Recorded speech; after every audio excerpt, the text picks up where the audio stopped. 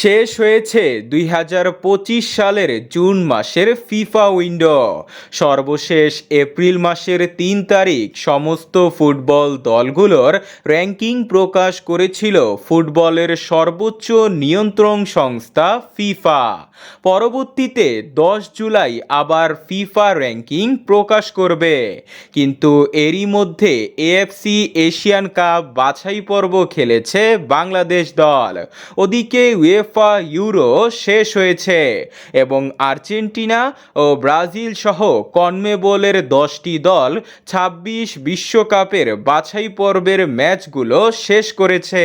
তাই সব মিলিয়ে ফিফা লাইভ র্যাঙ্কিংয়ে এসেছে পরিবর্তন। প্রথমে ভুটানের সাথে জয় পেলেও সিঙ্গাপুরের সাথে ২-১ গোলে হেরে যাওয়ার পর ফিফা র্যাঙ্কিংয়ে এক ধাপ পিছিয়েছে বাংলাদেশ দল। ৯০৪.১৬ রেটিং পয়েন্ট থেকে ৫.১৫ রেটিং পয়েন্ট কমে ১৮৪ নম্বরে রয়েছে হামজা জামালরা। পয়েন্ট কমেছে বর্তমান বিশ্ব চ্যাম্পিয়ন আর্জেন্টিনারও। ০.৮০ রেটিং পয়েন্ট কমে ১৮৮৫.৩৬ পয়েন্ট নিয়ে তারা ১ নম্বরে অবস্থান করছে। আর্জেন্টিনার পয়েন্ট কমলেও র্যাঙ্কিংয়ে পয়েন্ট বেড়েছে স্পেনের।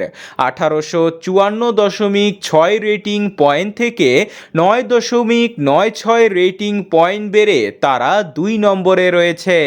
পর্তুগালের সাথে তারা ফাইনাল না হারলে ১ নম্বরেও চলে যেতে পারত। স্পেন ২ ধাপ এগোলেও পয়েন্ট হারিয়েছে ফ্রান্স। আগের পয়েন্ট থেকে ৩.৭২ রেটিং পয়েন্ট কমে তারা ৩ নম্বরে অবস্থান করছে। তবে দীর্ঘদিন পর পয়েন্ট বেড়েছে ৫ বারের সাবেক বিশ্ব চ্যাম্পিয়ন ব্রাজিলের। প্যারাগুয়েকে হারিয়ে বিশ্বকাপ নিশ্চিত করেছে সেলেসাওরা। আগের থেকে ১.৬৫ রেটিং পয়েন্ট বেড়ে ৫ নম্বরেই রয়েছে তারা। উয়েফা ইউরো জিতে ২০.৪৫ রেটিং পয়েন্ট বেড়ে এক ধাপ উন্নতি করেছে ক্রিস্টিয়ানো রোনালদোর দল পর্তুগাল। তারা ৭ নম্বর থেকে ৬ নম্বরে এসেছে। তবে বড় ধাক্কা খেয়েছে ৪ বারের বিশ্ব চ্যাম্পিয়ন ইতালি। তারা ৯ নম্বরে ছিল, কিন্তু ১৫.৭৪ রেটিং পয়েন্ট কমে তারা ১০ নম্বরে নেমে এসেছে।